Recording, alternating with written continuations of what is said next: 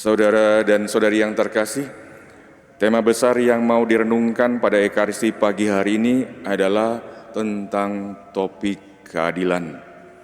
Dalam Injil dikatakan bahwa semua pekerja, dari bekerja yang pagi buta sampai yang sore hari pukul 5, itu mendapat upah yang sama, yaitu 1 dinar.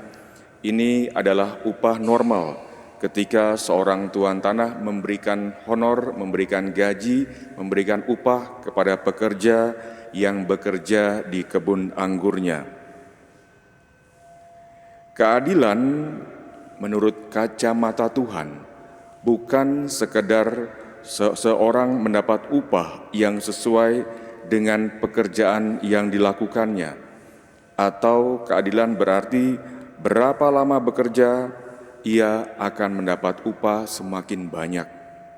Tetapi ada satu hal yang mau direnungkan kita bersama tentang keadilan dalam sudut pandang Allah, yaitu dalam kerajaan Allah, di mana keadilan berarti setiap orang mendapatkan kesempatan yang sama untuk mencari nafkah.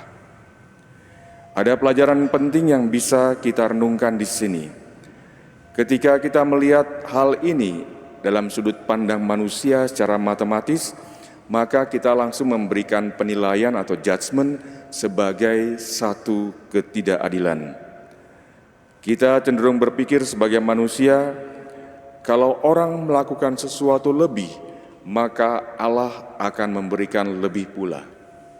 Kalau saya melakukan sesuatu yang lebih dalam gereja dan masyarakat serta keluarga, maka Allah akan memberikan yang lebih berdasarkan apa yang telah saya kerjakan secara lebih. Dikatakan dalam Injil tadi, kami telah bekerja dari pagi hari buta menanggung terik matahari sampai sore. Maka kami pantas mendapatkan sesuatu yang lebih daripadamu. Tetapi Nabi Yesaya dalam Yesaya 5:8-9 mengatakan demikian. Rancanganku bukanlah rancanganmu, jalanmu bukanlah jalanku. Dengan kata lain, ada perbedaan sudut pandang antara manusia dengan Tuhan sendiri. Yang pertama adalah begini, ketika Tuhan berbuat baik, itu bukan karena saya melakukan lebih banyak kepada Tuhan.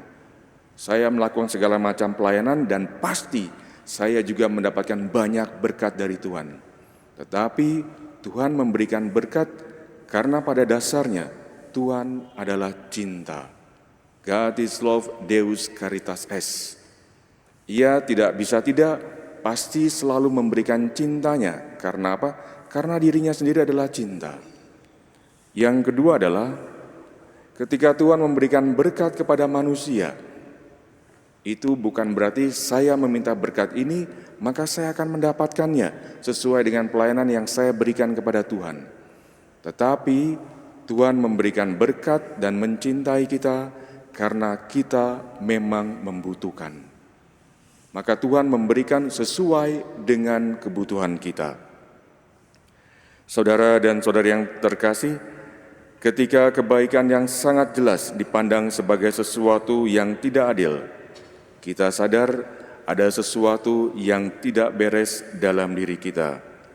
Mereka yang bersungut-sungut dalam bacaan Injil lupa pada awalnya ketika mereka diajak bekerja, Tuhan itu berjanji akan memberikan upah 1 dinar sehari atau memberikan apa yang pantas kepada orang-orang yang bekerja padanya. Kesalahan terjadi pada diri manusia ketika orang merasa dirinya pantas di hadapan Tuhan, maka ia pantas mendapatkan yang lebih dari Tuhan sendiri. Oleh karena itu, langkah kedua ia berpandangan bahwa ketika saya pantas mendapatkan lebih daripada Tuhan, maka saya pantas daripada orang itu. Orang itu tidak pantas mendapatkan apa yang saya dapatkan dari Tuhan. Artinya, saya tidak bisa melihat kebaikan dan kemurahan hati Tuhan dalam diri orang tersebut.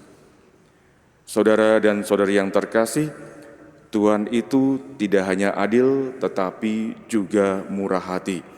Ia tidak mengenal untung dan rugi. Ia tidak peduli kepada orang yang berdosa berulang kali, tetap ia pun memberikan pengampunan. Pada manusia yang belum mengenalnya, tetap Tuhan itu murah hati.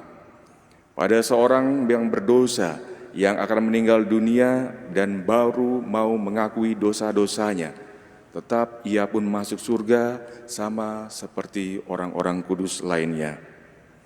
Inilah keadilan dan kemurahan hati Allah yang membuat kita manusia terpesona kepadanya. Kita tinggal di rumah Tuhan dan menikmati kebaikannya, dan Tuhan melayani apa yang kita butuhkan. Sementara Tuhan di sisi lain aktif untuk mencari dombanya yang tersesat dan hilang, supaya mereka pun mendapatkan kebaikan dan cinta dari Allah. Bacaan pertama dari kitab Yeskiel pada bagian akhir mengatakan, "Sebab beginilah firman Tuhan Allah, dengan sesungguhnya aku sendiri akan memperhatikan domba-dombaku dan akan mencarinya." Saudara dan saudari yang terkasih, semoga kita mampu melihat keadilan dan kemurahan hati Allah juga tidak hanya dalam diri kita, tetapi dalam diri orang lain. Mari kita hening sejenak.